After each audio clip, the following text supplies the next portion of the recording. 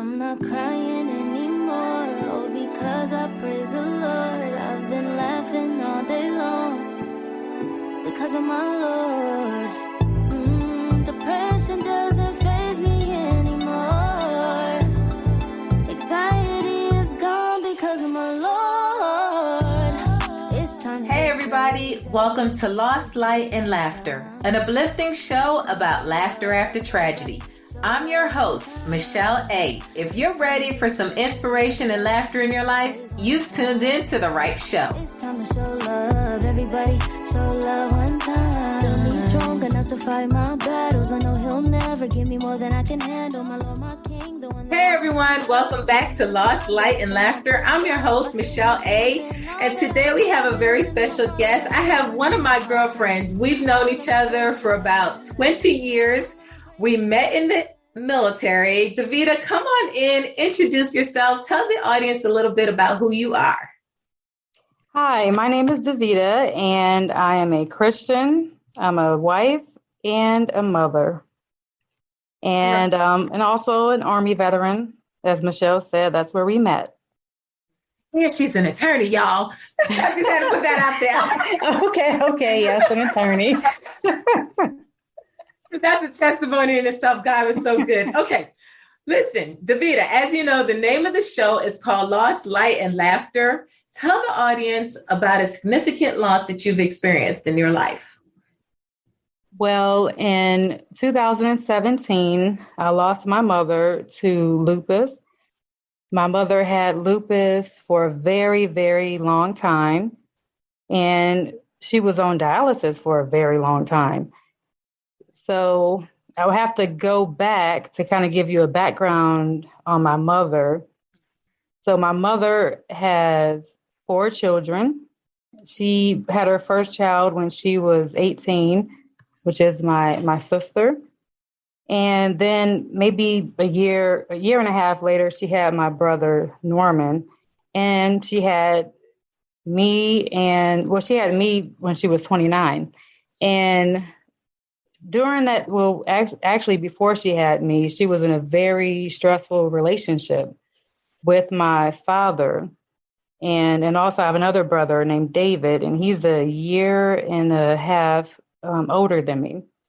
And so her being in that stressful relationship and experiencing domestic violence and things of that nature caused her body to trigger an autoimmune response.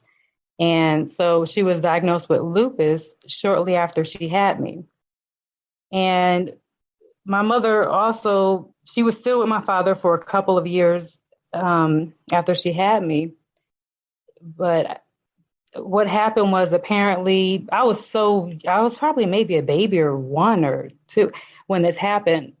My mother she couldn't take it anymore, the abuse from my father, and she grabbed a kitchen knife and just went, as she used to say, she said she just started slicing. And so my father tried to come in the house, and every time he went to stick his hand in the house, in the door, my mother she would cut him with the knife. And so, of course, he was yelling, and then the neighbors heard, and so they called the police, and my mother told them exactly what happened, and she even had to go to court for it. And she was very honest, and she said, "Yes, I cut him," but she didn't have to. But she didn't go to prison because it was self-defense. Right. And ever since that, my father left her alone. And, yeah. So she didn't have to deal with that abuse, and also having her children see that abuse. I don't remember it because I was so young. And my mother always protected us from relationships. So my mother didn't get into another relationship after that. And because her main concern was her children. Now, that doesn't mean that she was a perfect mother, because she would also physically abuse us as well. Now, years later, I know I forgave my mother for what she did to us. And I spoke to my mother about it, and she realized what she did was wrong. But even us being so young, and we were still, God gave us discernment to know that even though she did physically abuse us, it was the safest place for us to be, because we were very poor and living in a bad neighborhood. And if we would have told the teachers at school that we were being abused, then they would have just came and got us and put us into foster care, where we probably would have been sexually abused or something like that. And so even then we knew that being with our mother was the best place to be, because she wasn't always physically abusive. She was also loving, and she taught us many lessons in life. And I know she taught me, we used about music, like classical music and in the theater. And I know you're probably wondering, well, how were you able to go to the theater when you're poor? Well, we make a way. Yes, that's right. Well, my mother used to listen to the radio station. You know how they give away free tickets on the radio station? Uh-huh. So she was always winning free tickets. The favor. Right. And so she would take me to different plays, and we actually were able to go backstage a couple times, meet the actors and actresses. And so she had us involved in all of those type of things, just to broaden our horizon. So even though I grew up very poor, where sometimes we didn't even have enough food to eat, where I would go to bed hungry, and I would go to bed, crying, and because I was so hungry. She showed us that there was more to life than our situation. Right. And so just going, like, we would sometimes just catch the bus and ride out to those really nice neighborhoods and just dream, right? Right. Dreaming right. and free. Yes. And we would just go for a walk along those streets and look at the houses and the trees and everything. And my mother knew, she knew a lot about different trees, and she would say, oh, here's a mulberry tree. And she would pick the fruit off, and then we would eat it. And so there were a lot of different sides to my mother. And she taught us how to, when we were going to a medical appointment, to ask questions, to not just accept what the doctor tells us. And so really she taught us how to think critically, and also how to think logically. Advocate for yourself. Right. How to be an advocate, and how to do our own research. And so she taught us a lot of different lessons. But later on in life, as she grew, she converted to Christianity. And so she accepted Jesus as her Lord and Savior. And she softened. And this was during the time when I was a young adult, maybe in my 20s. And so she would read the Bible, and she would pray more, and she would go to church. And she was definitely a prayer warrior. My uncle recalled one time when he was just feeling so sick, and he had a really high fever. And then he had told my mom about it, and he was so sick. Well, my mom called, and he couldn't even get to the phone, but he heard her on the answer machine just saying a prayer. And when she was saying her prayer, he felt the fever leaving his body. Right. And then he felt better right away. So my mother was always she was a prayer warrior, and I can always count on her for praying for me. And she was very teachable, because even as parents, we don't want to listen to our kids because they're younger than us, and we're like, they don't have that life experience. But my mother, when I would tell her something, or my brother, that, Mom, you're not, acting like a Christian. If maybe it could be she didn't forgive didn't forgive her brother, or something like that. She would think about it, and she would say, you know what, you're right. So she would be convicted, and then she would go and apologize to her sibling. And one of the things I really loved about my mom, because it is so hard to find that nowadays in older people. And so that's something that I try to have, and try to be humble and be teachable. and just if the Holy Spirit is convicting me if I'm doing something wrong, to just be like how my mom was, to recognize what I did wrong and apologize. So I learned a lot of lessons from my mom. And so my mother, she was, like I said, after she had me, she was diagnosed with lupus. And for her, the lupus affected her joints and also her kidneys, so which is called lupus nephritis. And she had the most severe form, which was class 4 lupus nephritis. And so they didn't really have that many treatment options during that time. And so I think she did say that chemotherapy was offered to her, but she declined that because of all the side effects. And she was just scared to take to go on chemotherapy. And so what happened, her kidneys ended up failing and she was placed on dialysis. And so she was on dialysis maybe from the time she was about 33 years old. And all the way up until she died, and she died in 2017 in her early 60s. And this is not a solution. It's not permanent. It's supposed to be temporary. And so most people, they go on dialysis while they're waiting for a kidney transplant. But my mother, she never got a kidney transplant. She was always too afraid to go through, like she would go through some of the steps to get the transplant, but then she wouldn't complete all her appointments, and she was just nervous about getting that kidney transplant. So she never got that. But God is, he's gracious and merciful, and he extended her life tremendously, because even the doctors in the hospital said, this is unheard of that someone was on dialysis that long for decades. And I told them, it was the grace of God. Right. And that's why my mother was able to live like that. And my mother did live, even though she was physically, you can tell that she was disabled, but there was a lot of life inside of her. And my mother, she actually went and got her degree.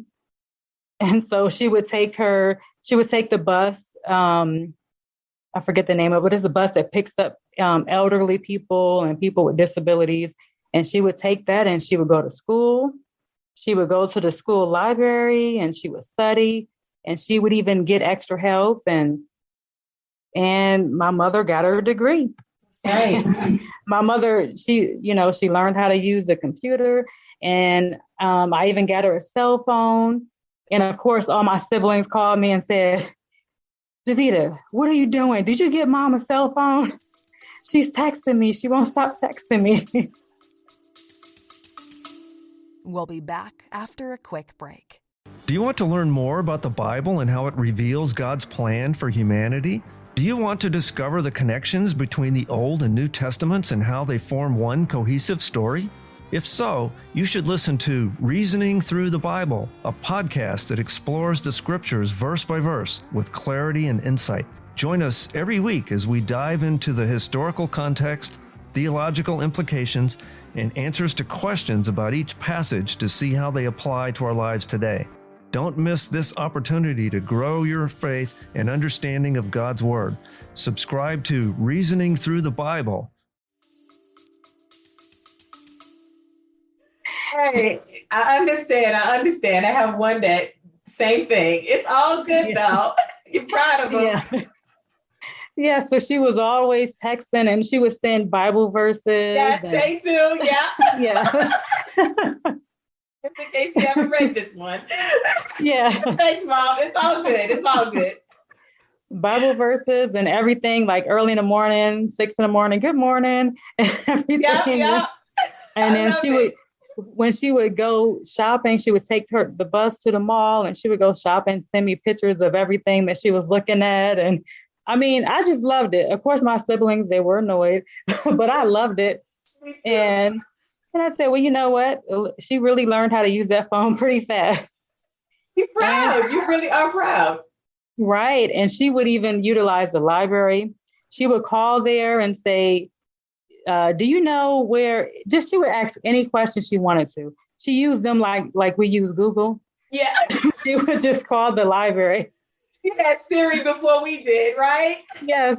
So she would say, call them and say, do you know where the nearest farmer's market is? And just anything she wanted. Or do you know, I'm trying to upload something on my phone, and how do you, or download, how do you do that? Just any question. Or what is the weather for today? She would just call the I library. love it. I love it. That's right. She was Right. living. Yeah. Yes. And so they knew her at the library. They would say, oh, good morning, Miss McNeil. How are you? And even at her bank, at her local federal credit union, they said, oh, we just love Miss McNeil. She watched my kids, and she just had this whole life that I didn't even know about. That's right. She's living her life. Yes. That's awesome. And that's the grace of God that, and what kept coming to mind was where it says death couldn't hold him down. It's just like disease couldn't hold her down. That don't have nothing to do with what I'm trying to do today. Okay. Lupus has nothing to do. If I need to go see something, I'm going to go see it. Okay. If I have a question, I'm going to ask. And I love that tenacity. I was even thinking about the woman with the issue of blood today, how she was just like, I'm going. I'm going. Jesus is passing through where? Okay. I'm on my way. And she didn't let her disease, her infirmity stop her. She didn't let a crowd stop her. And when I think about that level of tenacity, I'm like, that's what we're supposed to have. Yes. Right. We're going to keep living until the Lord calls us home.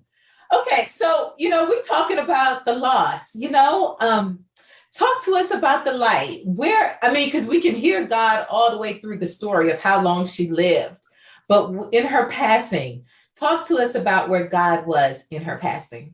Well, I can tell you this, that God was definitely there, even from the moment so I live in Maryland and my mother lived in Ohio.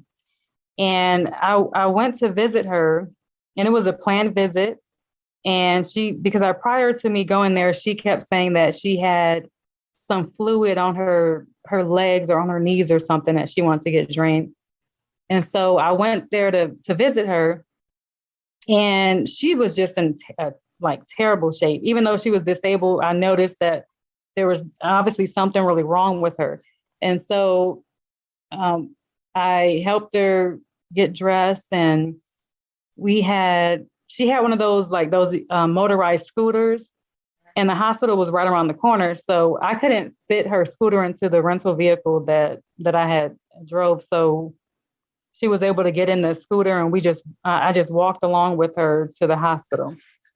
And so once she was admitted, and they determined that she was in the stages of heart failure, because once you're on dialysis for so long, it just kind of, it really does a number on your blood vessels and your heart, because it is just so taxing on the body. So that's why you just know that it's no one but God that kept her alive that long. And so during that time, I had to reach out to all of my siblings, and we had to come together. And it really was mostly three of us: my brother, and my sister. But my other brother, he wasn't that much involved in while she was in the hospital and with planning her funeral after she passed. But during that time, it was God just had us all on one accord, where normally we would not be on one accord. It would just be me and my brother Norman would be on one accord, but my sister, she wouldn't be. And so it was just amazing that we were all on the same page, and we were fighting for everything that my mother wanted. And because my mother, even though she was in the hospital, and they told her that you are in heart failure, there are no viable options. They couldn't do anything. Even then, she still wanted to stay alive. And like my brother says, she would literally be a talking head if she could. She would just be alive with a talking head, but we would just carry her around, because that's how much my mother loved life. And so during that time, the hospital stay was horrendous, the hospital that she was at, because they just wanted to pretty much just leave her there, and they had put her on a ventilator, and they just wanted to just let her die without trying to make her comfortable or anything. Because my mother, she wanted them to take out the tube. She was on a ventilator. But even prior to when she was on the ventilator, I will say this, that, that God is so good, because he allowed her to, just to make sure that she was right with him before she died, because her and her brother had an issue, and she was able to call him and to apologize to him. And now whether he chooses to forgive her, that's between him and God. But she was able to make sure that she had apologized, and for any wrong that she may have, that she's caused anybody, to make sure that she forgave everybody, and to make sure that she was right with God. So I just thank God that he gave her the opportunities. And so I know where my mom is. My mom has eternal life, so I know I will see her again. And then also she hasn't, at that time, she hadn't seen her grandkids, three of her grandkids in a long time. And she was always, even before she was in the hospital, she would always pray that she would see her grandkids and get to talk to them again. And her grandkids came up to the hospital, and she was able to see them. She was just so happy, even though she had the tube down her throat. You can just see the joy in her eyes, and she was just so happy. She got to see all of them, and it was just a beautiful thing. And so, to make a long story short, she was able to finally get transferred to another hospital, which was Cleveland Clinic, and they did just, the doctors that worked with her, they were amazing. They just did everything that they could, and everything that we asked for, that she wanted, they did. Whereas the other hospital, they were just saying, oh, this is no way for her to live. And they just wanted to give her like a high dose of morphine to kill her. And but that's not what my mother wanted. But for them, they said, this is not a quality of life. And I said, it's not for you to determine her quality of life. It's for her. And if she wants to see if there's that you guys are doing everything possible, then that's what she wants, and you should do it. And that's what Cleveland Clinic did. The doctors there, they did everything that they could. And they just said, we just couldn't do anything. And the doctor even looked sad, as if he was going to cry. Just couldn't do anything. And so then they made her comfortable. They did what she wanted them to do, which was take the tube out of her throat.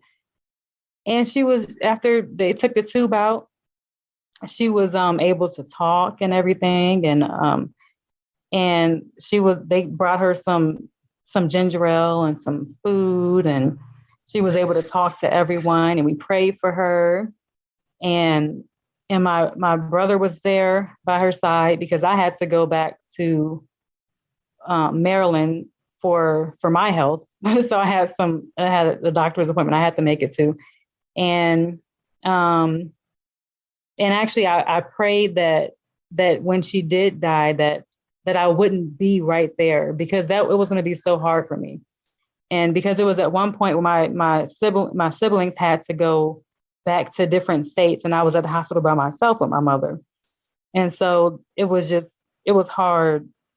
And just during that time, being there with her, just taking care of her and fighting for her, because I had to be an advocate for her. And so when I left, my brother, he was able to come back, and he was with her and just talking to her, praying for her. And she literally fell asleep. And that was it. She just fell asleep. And my brother jokes, and he says she probably woke up and it's like, oh, I thought she was still at the hospital or something, because just the way that she fell asleep, and very peaceful. And the doctor came in, because my brother was holding her, her hand, and with his head down. And the doctor looked at him with tears in his eyes and said, she's gone. And then my brother, he said, I know. And so that's beautiful, the way that she was able to die on her own terms, and with people that cared, that genuinely cared for her. Even the doctors and nurses had tears in their eyes. And so it was beautiful. And we were all on one accord once again with her funeral. Her funeral was so beautiful. I mean, it was so beautiful, just the way that she wanted it. And from the music to just my brother doing her eulogy, and just it was beautiful. And I always, me and my brother would say, oh, she would love this. It was like, too bad she can't see it. but then we're like, well, actually, she has it better than we do. We're just like, oh, it's just so beautiful.